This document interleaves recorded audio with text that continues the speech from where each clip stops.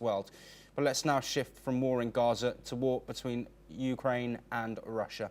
Ukrainian President Volodymyr Zelensky says that Russia has struck a gas distribution station in the Odesa region. The strike injured one person, reportedly setting off a major fire at a fuel and energy facility. Officials also reported damage to port infrastructure in Izmail. In the north, emergency crews responded after an overnight Russian strike on the city of Okturka in Sumy. 14 people were reportedly injured. Ukraine has hit back, destroying 2 Russian ammunition depots and stepping up attacks on Moscow's energy network.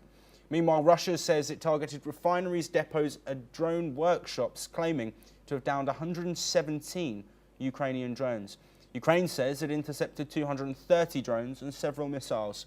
This conflict is increasingly focused on energy sites and civilian areas, with both sides escalating their aerial action. Joining us to discuss this development, Stephen Nagy, Professor at the International Christian University, who joins us live from Budapest. Stephen, a pleasure to have you on the programme. Let's look at these strikes, of course, coming as diplomacy is continuing in this war that is not stopping on the battlefields. What's the significance of both Russia and Ukraine continuing with their strikes and targeting key infrastructure like energy sites? Thanks, Josh, again for having me. I think it's really important for us to understand the sequence of these events. Of course, President Trump met President Putin in Alaska. The summit came to an end without any kind of agreement of where the two sides are going to go forward.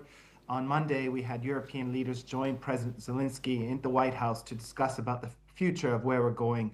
And I think that Russia's attacks are very much a continuation of this story, providing a poison pill in terms of where peace negotiations are going forward, understanding clearly by attacking Ukraine, Ukraine had no choice but to retaliate, creating no conditions to move forward on a ceasefire or a peace agreement.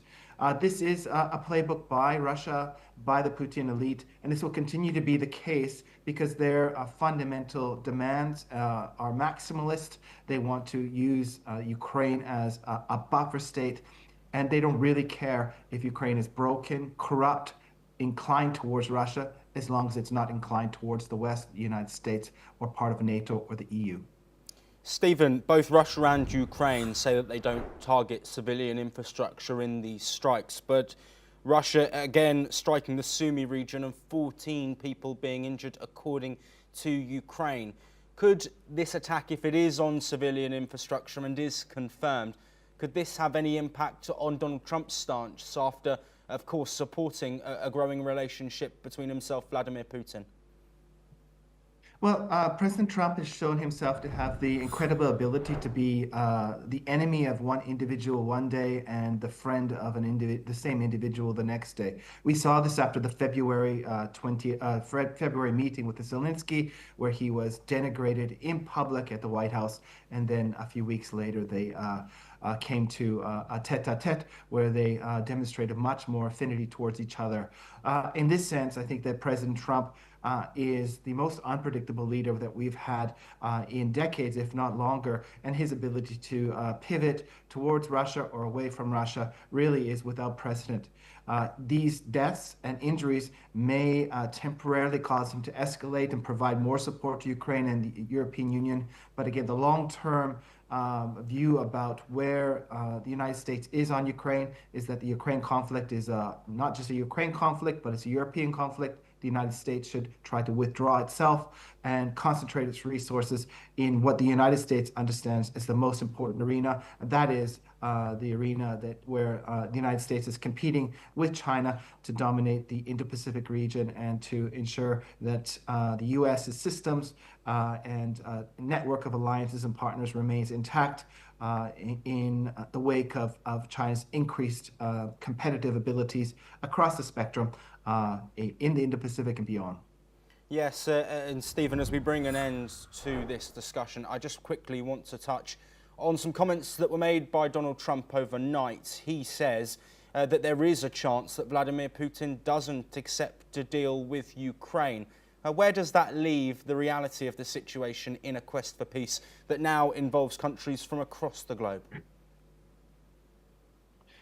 This is the unfortunate reality, I think, of where the Russian position is. It has a maximalist position It sees the Ukraine conflict through its relationships with the United States and trying to come to an understanding of a broader security arrangement between Russia and the United States that includes Ukraine as a buffer state between the EU and Russia. This position has not changed. It has not changed in a year, 3 years, 5 years, 10 years, or 20 years, and it will not change. In this sense, I think that we are at a standstill, that we're not going to see any progress over the next months, perhaps even longer, until Russia starts to really feel the sanctions, starts to feel energy resources being, and the income that comes from those being cut off.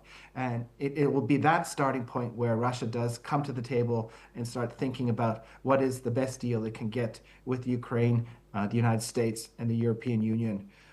It's not an optimistic view, but I think it's a realistic view of where we're headed. We should watch where China fits in this position. Will it continue to support Russia? Will it continue to try to benefit from that relationship? Or will China pivot towards the United States temporarily to get some trade relief to keep its economy alive? There's so many questions here. There's too many unanswered questions. And I think that we need to continue to watch how integrated the challenges are and the problems that we're faced in terms of pursuing peace in Ukraine, but also the broader trilateral relations between Russia, China, and the United States. Yes, Stephen, as always, such great insight from you. Thank you ever so much for your time. Let's move on now